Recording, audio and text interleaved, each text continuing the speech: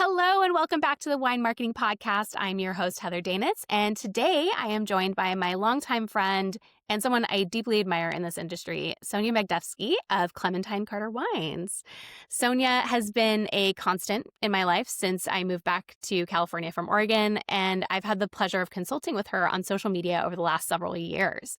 Today, we're going to be talking about a very bold and thoughtful shift Sonja has made in her business recently, evolving Clementine Carter Wines from a sub-label of Casa Dumetz into her primary brand identity. Casa Dumetz, along with those the sub-labels like Feminist Party and Clementine Carter, has been a staple on the Central Coast wine scene for well over a decade.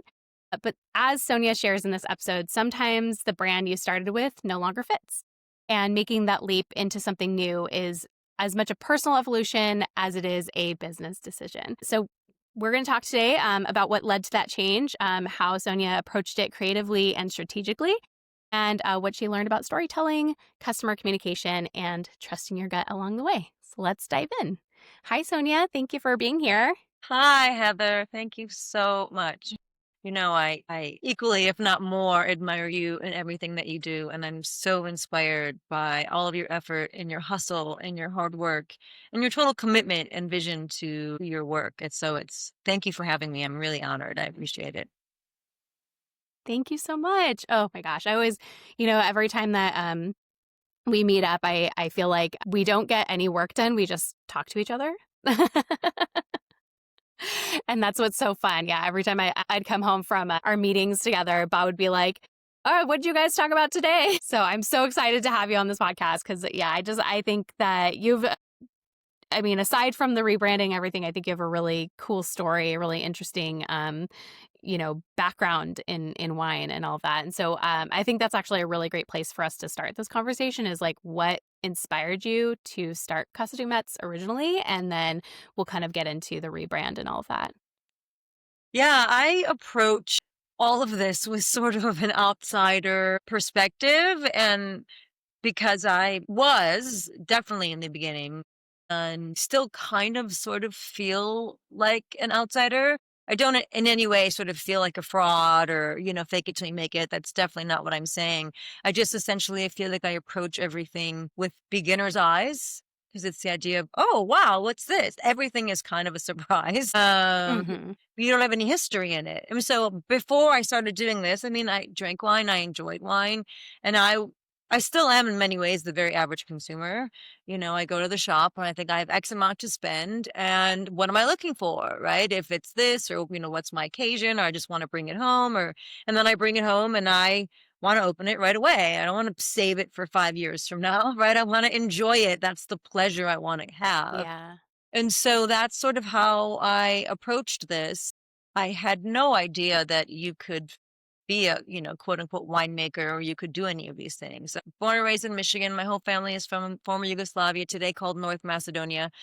I'm first generation born in the States. And so on the one hand, kind of hard work is ingrained in us. From that sort of hustle of kind of making it in a new place with the new language and all of those things. And so I saw that perspective of, okay, we're here trying to create a system for us.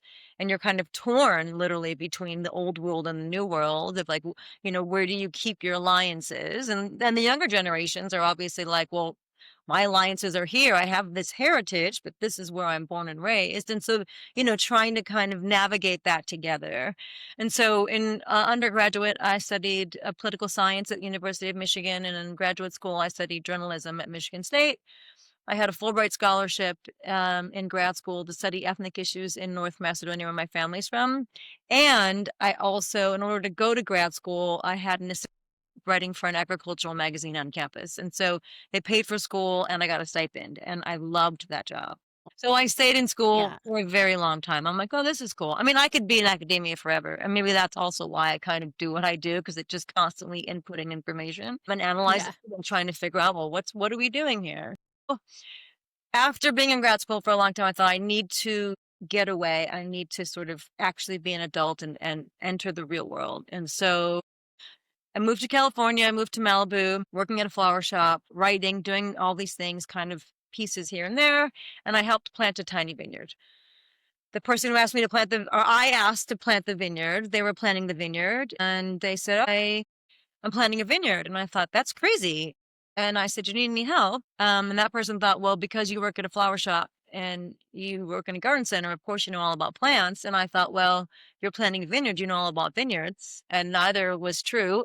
So I helped plant for 2 days. We planted this vineyard together. And the vineyard, that place was called Casa Dumetz, right? So that place and that name had already kind of been established. And so, but I was helping. In so doing, we had a lovely wine community that formed. It was just this great sort of group of garagist people in Malibu, and it was a backyard vineyard, and we had the biggest garage. And so we, in addition to sort of tending the vines and farming this half acre, we would come to the Santa Ynez Valley all the time with this little group. And we'd source 2 tons of Syrah from X vineyard, and then we'd truck it home that harvest, and we'd all have our own little bins, and we would do our own kind of winemaking. And it was very community oriented. It wasn't this idea of, I'm going to be sitting here, I'm going to open taste room, I'm going to get wine reviews, I'm going to, XYZ. It was, let's farm this land and let's have some fun and let's make some wine. And so we would be picking and we'd be like, okay, we're picking tomorrow, come over at 8, and so it would come and it would take us 8 hours to pick half an acre because there wasn't any urgency. It's fun and it was very community oriented. And so that's how I got involved in this. And then the place was called Casa Dumetz. I also initially, it was just fun. Like I didn't have any intention. I was on a completely different path. I was like, I'm going to, I'm finishing my graduate program. I'm going to go work in Eastern Europe for some NGOs. I'm going to work at the UN. I'm going to solve world peace. Like that was sort of, I'm going to be a writer. Like that was kind of in my head, that's what I was doing. And this was just kind of on the side, even though we were very actively doing it. And so, I don't know, after a year or so, you just keep doing it and you get more invested and you get more involved. And, the next thing you know, it's just like you're totally committed, whether you've, made the checklist or not. And so that's how I sort of found myself. And then it was, this lovely group of people, and then we were always doing these red wines. And in the beginning, it was like, okay, point A, get grapes. Point B, add 50 parts at the crusher. I mean, all the things. It was like kind of the recipe system. And then the more you figure out, you're like, oh, no, there's so many questions to be asked, right? And so I wanted to make a white wine. I wanted to make a Viognier. And so I sourced individually a little section of Viognier from Terra Alta Vineyard from Joey Tensley at that time, like 1.5 tons. And I remember thinking, okay, well, what do I want to do with this? Because as a group, collectively, none of us had ever made white wine together. We'd always done red wines. And so I thought, okay, well, what's my plan? I started reading and researching and doing all these things. And as I was sort of laying out my plan for the group, they kept saying, oh, no, you can't do that. Oh, no, you can't do that. No. Make sure this is happening and make sure the pH is this and make sure blah, blah, blah, blah. And I thought, how the hell do you guys know? Like you haven't done this. And so I just suddenly found myself thinking, okay, this is more than just the recipe. And so let's experiment and have fun with it. And then that's essentially what happened. And then I just completely committed. And then I took all the classes at Allen Hancock College. And, I think I answered more than one question. I don't remember when we started. No, I love it. I don't think I knew that. I don't think I knew that you kind of started like in a garage in Malibu. I don't think I knew that about you. Total garagist. And so the place already had a name, so, but it wasn't my name, Yeah. Carried it over. Yeah. But, the wine industry it's magic, yes, it's hard. Yes, you need $1 million to make, 10 million to make $1 million. Like all of those things are true. And I mean, you meet the most incredible people and, here we are having this conversation. And you're working with the land, you're working with nature. There's so many things that are completely not in your control. And how do you set yourself up for success along the way? to sort of be able to navigate those things when they do get out of control, that you've done the best that you can to kind of assess where you are at this point and make a decision. Yeah. Yeah. I feel that's something I'm gonna die on this hill that like we are all forgetting that wine is romantic. Like, and that's like I feel like nobody really gets into wine because they're gonna make a bunch of money, because you just said it, like the joke is that like, if you want to make $1 million in wine, you have to start with 2 million. It's like, no, if people think that they're going to come into this industry and make a shit ton of money, they're going to be disabused of that notion very quickly. And so you get into this industry because it's delicious and it's beautiful and it's art and science and nature, and it's this like alchemy of beauty and culture and yeah, and this is the thing the hill I will die on, is that we all need to like come back to remembering that this is romantic. It's romantic, and and it's okay. Like believing, knowing that it's romantic doesn't also take away from all the hard work that goes into it. And I think if anything, the hard work sort of reinforces the idea that it's romantic. So, in my opinion. I absolutely agree, particularly in these days in terms of what's real, what's not real, AI, romance. I mean, all of these things, right? Things that are, I don't, maybe you don't remember this, but remember that old commercial a long time ago was like, is it real or is it Memorex, right? Is it like, where are we, right? Is it too good to be true? And that's not the quality of it.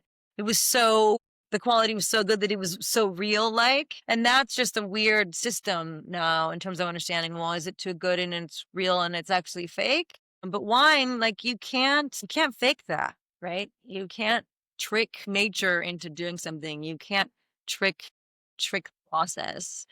And that's, I don't know, that's the beautiful part. And so the real connection to that is that and what I love, and we're going to talk about like 20 years and changing names, is like this whole wine is so slow, right?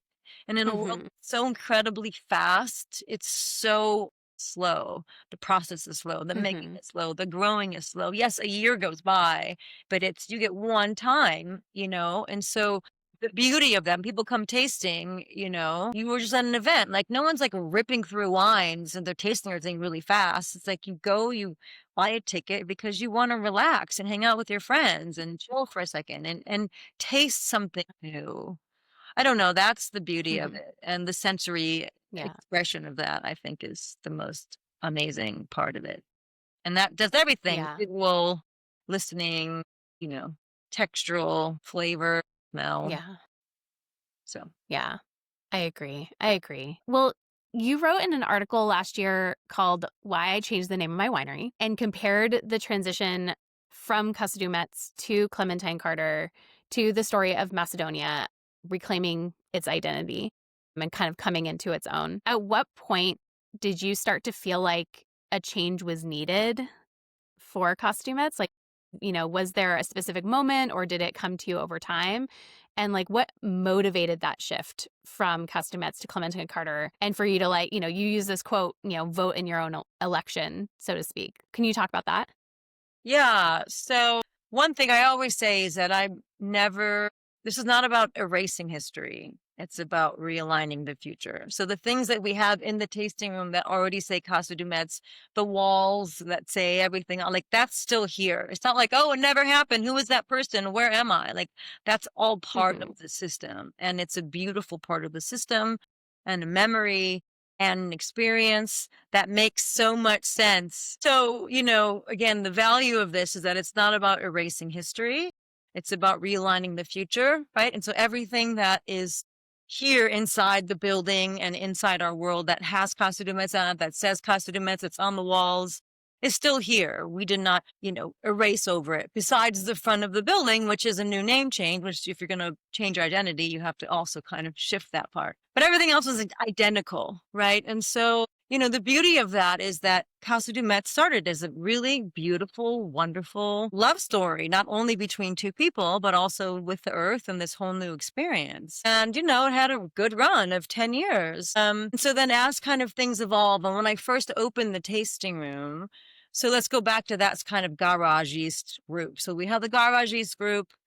And then we all kind of did our own thing. And then in '08, I did the Viognier. And then in '09, essentially was a point in that kind of system that I sort of went out on my own, right? And so it was the idea that, my partner at the time was doing films and doing all this other work and didn't have any time for this, what started off as this kind of joint thing.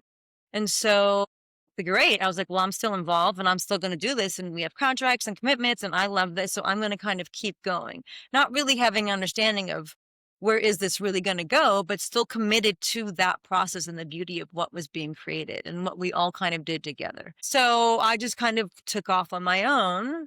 And then the more I did it, the more I fell in love with it and the more I got involved. And then I sort of moved all the operations from the garage up here in '09. And so then it was even more kind of independent, if you will. And then in 2011, I set out about to open a tasting room because I thought I'm waiting tables, I'm writing, I'm doing all of these things, but I'm not fully committed to this because I was nervous. I was too afraid to um, be out in the world. Right. I was too afraid to be like, Yeah. what if this sucks? What if this is terrible? And what if it's Yeah. not? But I had to decide if you're going to do this, you're going to do it. And if you're not going to do it, go back Yeah. to being, a one barrel of wine and sharing it with your friends. But, over the years, things kind of build up. So I took out a tiny loan from my parents. I took out 10 grand. I found a space in Los Alamos down the street now. And I thought I have to pay my rent. I have to put a system together and I got to buy glasses and radio and all those small things. I mean, I had no business opening because I had no clue what I was doing. I was like, how much do you pour? How many do you charge? How much do you charge for a flight? And so because the idea was, it had started from a place that was Casa Dumetz, right? And so it's like the natural extension of that was, well, the winery will now be named Casa Dumetz. So it's like, of course, that's going to go on the wall, right?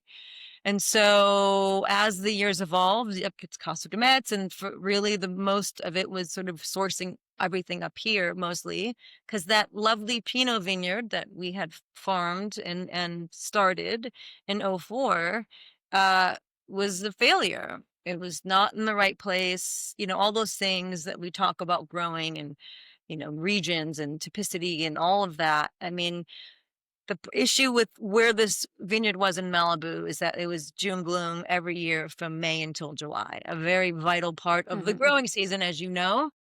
Yeah. And so mold and mildew and all the things and yield. And it was just, I always joke that it's like growing a cactus in Alaska. It's just, you can put it on life support for so long, but it's not going to thrive. So Yeah. anyway, I'm here, I'm growing, I'm making, I'm working, I'm expanding. And I thought I'm going to give myself 6 months when I first opened. And I said, if the experience sucks and the wine sucks, I won't be able to pay my rent. And so then I will end my lease and I'll pay everybody back and I will just figure out and go back to that idea of, going and working for the UN and kind of going back on that, original path, if you will. And here we are now 14 years later, right? And so as things shifted, and then in 2014, that relationship ended, the vineyard was sold. And so it's just one of those things where like, how do you move forward now? And I had originally also just opened only a couple of years before. So I felt like I had just gone out into the world. Nobody even knew who I was. And so now I was just going to change everything all over again right away. And that also didn't feel right. Everything also just felt very raw still. And I was very timid. And so as you evolve and as you grow and as you kind of move forward, I also find myself wondering, well, what is Casa Dumetz? Like, why do I keep holding on to this? And in that same period of time, we introduced Clementine Carter, which is focusing on the Rhone varieties here in the Santinas Valley. And so at some point, I just found myself conflicted and actually kind of irritated. People would be like, well, what's Casa Dumetz? What's Clementine Carter? What's the Feminist Party? And I thought, well, I am challenging the consumer in an already challenging environment. I'm challenging myself to hold on to something that doesn't have the same meaning for me anymore. And so I just found myself as the years went on being frustrated actually with myself and not being able to have the confidence to actually make a decision.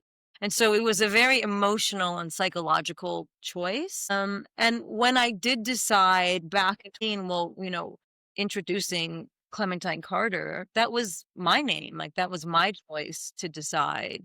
And so I kind of kept it all together because, again, I felt very sensitive about everything. And, 20 years on, that's why last year was like the 20th year. It was the idea of, well, I have the confidence now. I understand what I'm doing. I've been self funded, sole proprietor from the day one. And so what am I holding on to?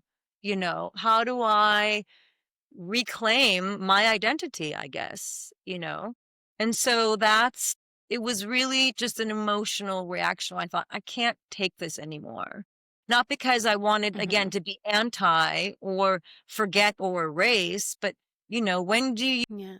when do you earn the right to kind of move forward and just do something new and fresh to Yeah. what you think Yeah. is new and fresh. But so that's really, and I thought, well, 20 years, that's a good marker. If not now, like when? 21, 25, 30? Like when do you earn the Yeah. right? And everybody that's a whole different conversation.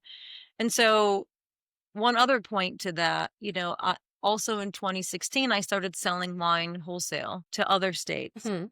And so those consumers and those buyers in other states and other restaurants and shops only knew Clementine Carter, right? They never had Casa Dumetz wine. Mhm.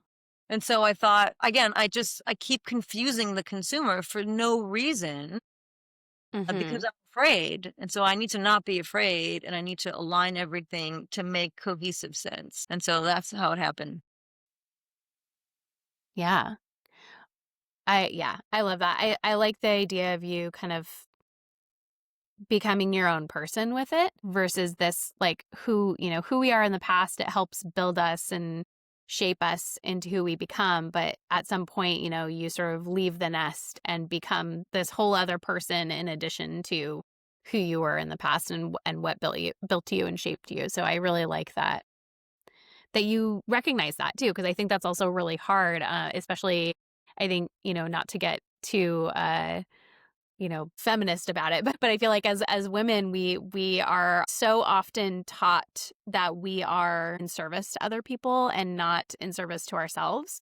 And so I like that you pull this that you pulled this out of, pulled Clementine Carter out of this place of like, no, this is who I am. And I'm ready to show that to the world and make sure that that's the identity that people associate with me with, not as just who I was in the past or who I came from and, or where I started, all that.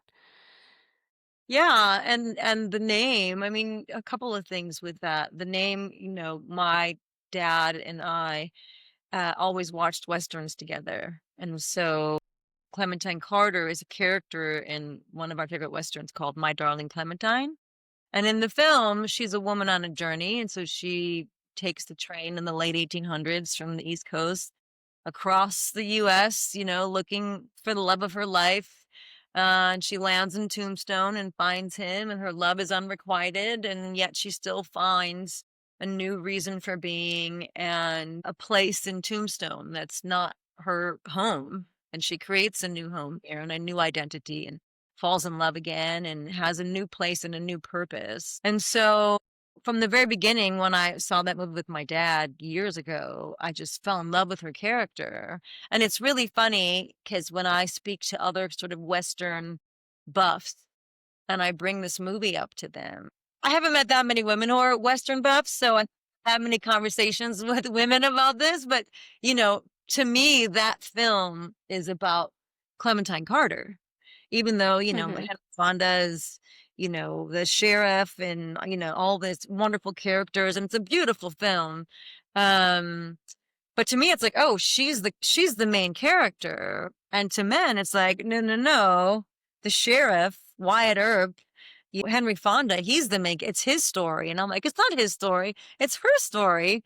And so, Hmm. right. I mean, it's all sort of, do you view it in your perspective? And so for me also, again, we get asked about all the time, like, what's it like being a woman in the wine industry? And I would say it's amazing, and, I approach that really from a very entrepreneurial kind of self-made, but, I mean, it takes a community. You can't ever do this by yourself. And in no way was like, I did it.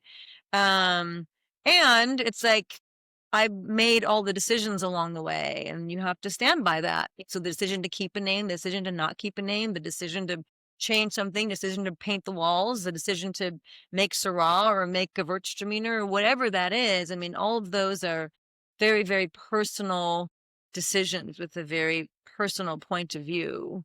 Because being so small, we're 2,000 cases. I mean, you have to be able to stand here or wherever you are, sharing that with people. And if you don't love it, and if it Yeah. doesn't mean anything to you, and doesn't have that core value, then the guest knows that. They always say, like, what's Yeah. your favorite wine? And I say, well, if it's in bottle, it's my favorite. I'm not gonna bottle something that's crappy and think, "Oh, I don't really like it, but I hope you like it." It's like Yeah. we have to Yeah. share on this experience. So Mhm.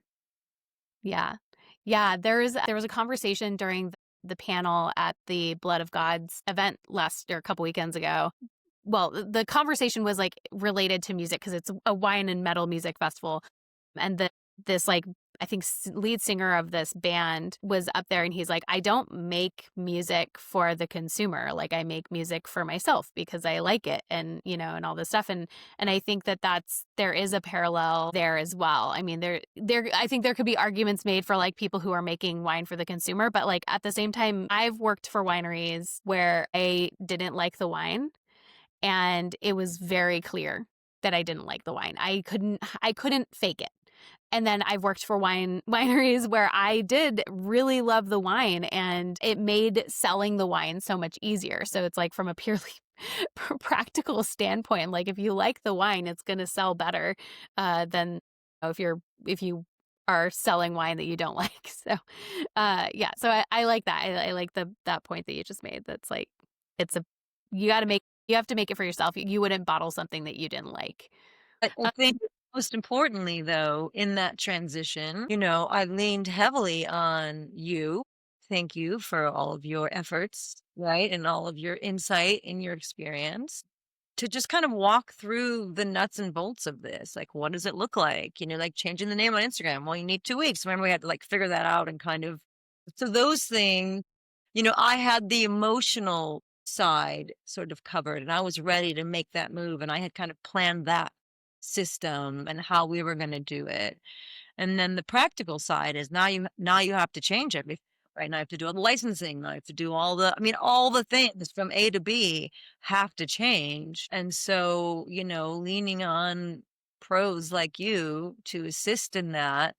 I mean, I couldn't have done it without you. And so, and just, that calm nature that you have. And so surrounding yourself with great people with good vision that have your interest in mind, I think is very, very important. And we think about, we just talked about sort of larger wineries and smaller wineries. And, yeah, there's a case for larger wineries just because you have a volume that you need to move to a lot of people. And so that brand building is a completely different animal, right? Think about Crest toothpaste or shampoo or Nike shoes, or whatever it is. Like the brand building is something that's so much more enormous, and the funding of that and the resource intensive nature of that, and getting that messaging out in a savvy way to a lot of people is a challenge. Like, not that not a challenge that I don't know if I could tackle it, right? But for something very, very personal, like it felt doable. It didn't feel like I had to change the world. I just had to change a number of people and align myself with the right people and bring my guests and my members and the people who would walk in the door, take them on along with me on that. And I had to set that up, and I did set that up in emails, newsletters, and in conversations, and in the piece that I wrote of the explanation. And so all of those things, they take time. And I think for what immediately it felt really good. I was like, phew, I just felt total relief when it happened. So on that Hmm. hand, I thought, oh, I never will regret that. Um, Yeah. People, I mean, I still get it today. I'm so shocked because you think no one reads, no one's paying attention, and you don't really understand the impact that you have had. People today walk in like, Hmm. I'm looking for Casa Dumetz. I'm like, oh no, you're here. Like, it's the place, it's my place, you know? Um, Yeah. and so that part still is like, but I don't know, I don't know how else to do it except one person at a time. Yeah. Yeah, truly. Yeah, I was gonna ask like how your community reacted to the change and and if you had anything surprised you about their response.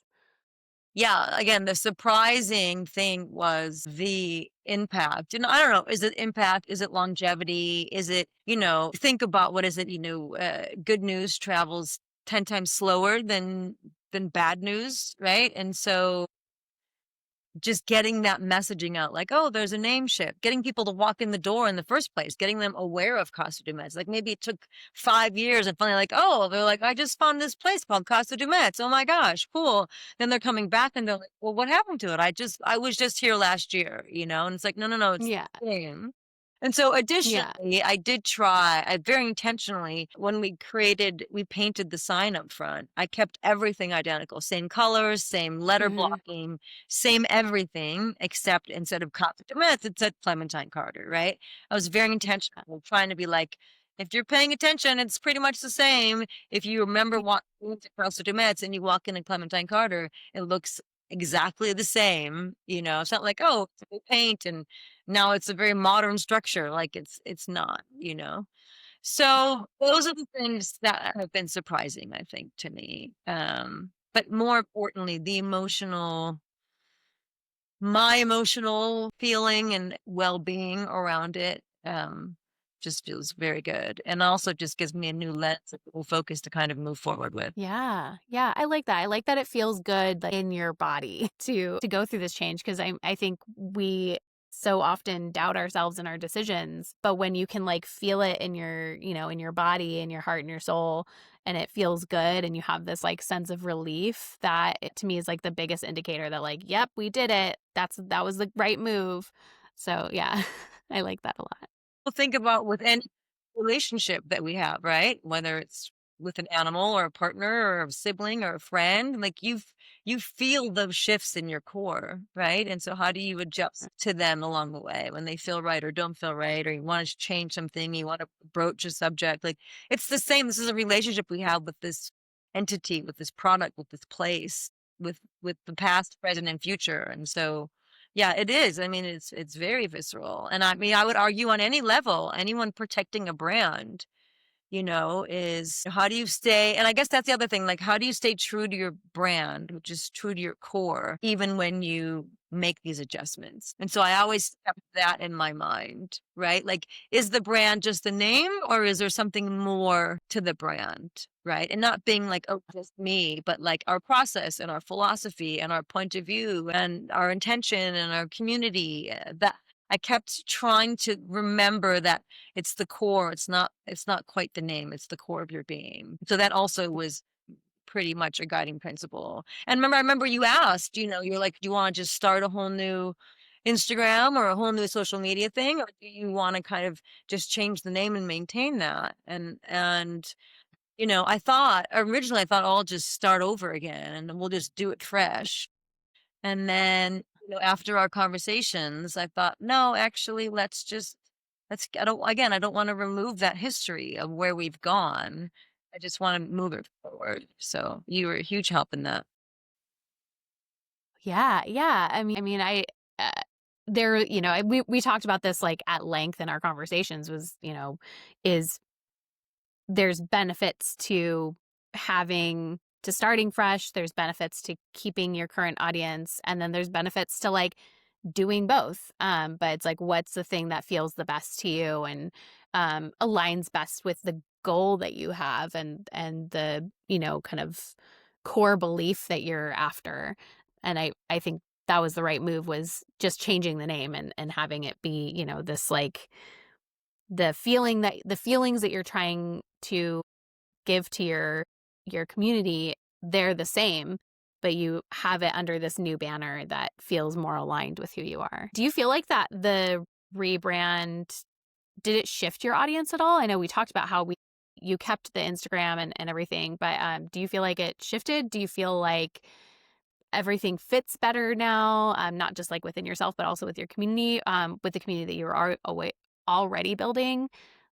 Tell me about that. Yeah, I do feel that that's also been one of the big surprises. The current community we had came along with it and has been ridiculously supportive. Oh my God, I love it. Oh, that's so cool. Thanks so much. Wow. Yeah, I kept wondering. And, you know, it's funny because sometimes they'll like they're here, and they'll catch, we'll be talking and they'll be like, "Oh, Casa Dumetz," and they'll be like, "Oh my God, I'm so sorry." I'm like, "It's okay. It's not a big deal. Like, it's all good. It's not this like hard and fast Yeah. rule, People getting used to things. And so that's been really wonderful. The newness has really kind of been in the understanding of not really understanding the impact that Casa Dumetz had or the Mhm. reach that it had, and also underestimating the reach that Clementine Carter already had created, right?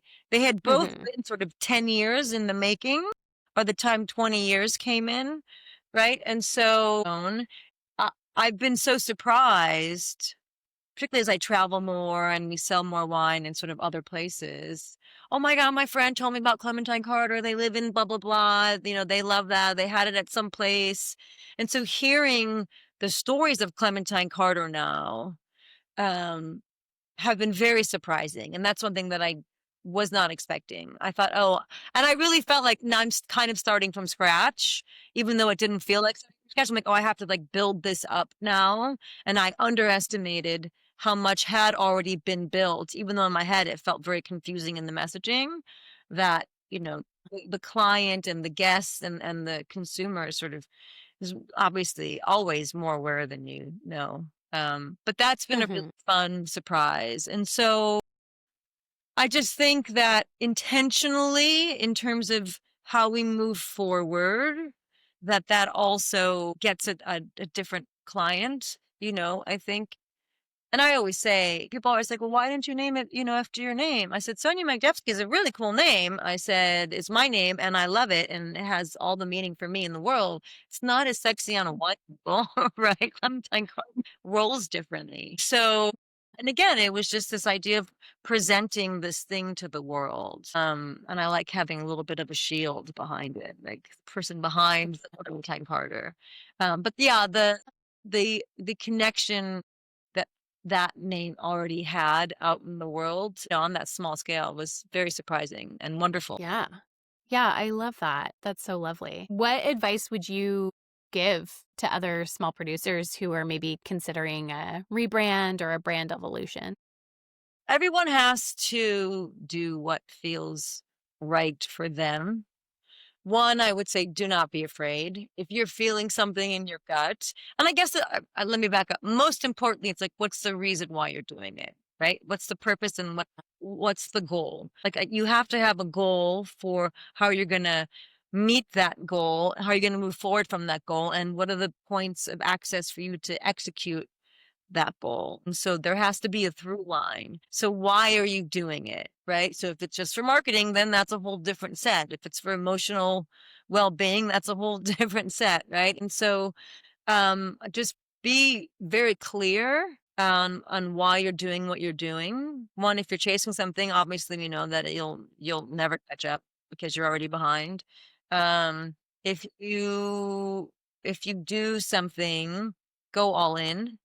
It can't be halfway. And that's also sort of like being with Casa Dumetz and Clementine Carter. I felt like I was half and half. I wasn't fully committed to one, because I was always sort of hedging. And so this like full commitment forward has been really important. And so again, just for vision, or to be like, how do you make decisions? Not like what did Clementine Carter do, but kind of. It's like, well, what is that now? And so how do you maintain that decision? So I think that's very, very, very important. What's the purpose? What's the goal? Is it the right time? And just be ready for things to not be great. I mean, you have to have room in your life emotionally, financially for that adjustment because it's going to be costly way. And again, Yeah. most importantly, lining yourself with people who have a different understanding and perspective than you, not just like your best friends. Oh, of course you should do that. Yeah, that's perfect. It's like you need an outside objective understanding. So, you and Ivy Kehoe helped with the website rebrand, these questions of this works. I leaned on both of you to sort of say, you have experience in this world. I don't know that side. I only know it from my little pocket. And so how do I reach that? What are those things I'm missing? What are those things that I need to do to kind of shift with that? And Yeah. so those things are really important, And again, all of those things involve purposeful, mindful, intentional goals. So Yeah. Yeah. I wish I Well had said. hard and fast, like this is going to cost you this and this is what, everything is done depending on what your starting point is, but also don't be afraid of it and trust the consumer always more than you realize, and everyone has, you asked Hmm. me a while back, like, who's your consumer, and I was like, Yeah. everybody. And you're like, no, no, no, that's not true. Um, and what I have found, it's also been very interesting, and thank you for that, because what I have found is that our primary consumer is very independent minded, uh, likes our quirky nature of things, uh, is very community oriented, right? Really smart. And again, that like just that very independent kind of thoughtful, purposeful thing that they do in any of their fields. I have found that most importantly, like through their interactions with me and our conversations, um, through this whole process. So that's been really cool. Yeah, that is super cool. It's cool to get to know your community a little bit more, and yeah, and I like how you put that too, is to like trust the consumer more than you think you need to, or more than you have in the past, because it's really, I feel like we did just talk about like you make wine for yourself, not for the consumer, but you also at the same time have to trust the consumer and trust that they're going to love what you are putting out, and all that. So yeah, so I like that you pinpoint that, because I think so often we do forget about our community when we're sort of in the pursuit of this thing that feels a little bit personal, I guess. I don't know how to put it, but we forget that they are an integral part of our identity, and how we, do everything. So yeah, I really like that you pointed that out. Well, if you bring it back to music, right, as we were talking about earlier, Yeah. regardless of what it is, if you run on stage and no one's reacting, you're like, uh-oh, maybe this is not my Yeah. audience, Uh, Yeah. Yeah. so, I don't know. And you can gain audience, right? Depending on what you give out Mhm. to the world. I just posted this Yeah. thing about Ozzy Osbourne, and it's not like I had any of these, all of his albums, but I was a fan because 30 years ago, my brother took me to Ozfest. And I like did not want to go. I was like, I don't want to go to Ozfest. Like, I don't care about Ozzy. And then I remember going with him, and oh my gosh, I had the best time. I fell in love with Ozzy Osbourne. I thought, oh my gosh, this guy is amazing. It was such a thrill. And so it's like, if he was going to like pinpoint like who's your audience, he would never been like, oh, this girl from the suburbs who studies political science, right? And listens to folk music. I'm like, okay.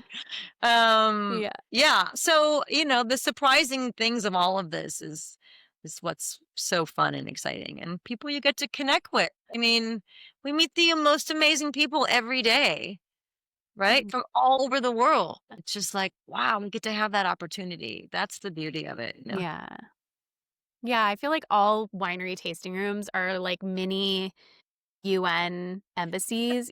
Like it's you get to meet people from all over the world from like the comfort of your own home and people from all walks of life. I think that's the what is so wonderful about wine these days. I know like in the past it's been very elitist and like you kind of had to be of a certain level of like affluence to be able to kind of be in certain spaces, but now things have been shifting and I like the way that it's going where you are getting to meet people who are, you know, at different like wine drinking levels, at different like food loving levels, at different, affluence and cultures and all these things. It's just, yeah, it's such a beautiful place that we get to it's a cool thing that we get to do. Like I always joke like I'm like I have the best job in the world because I get to hang out with cool people all day and like get to know their communities and sort of get to insert myself into their communities and it's really special.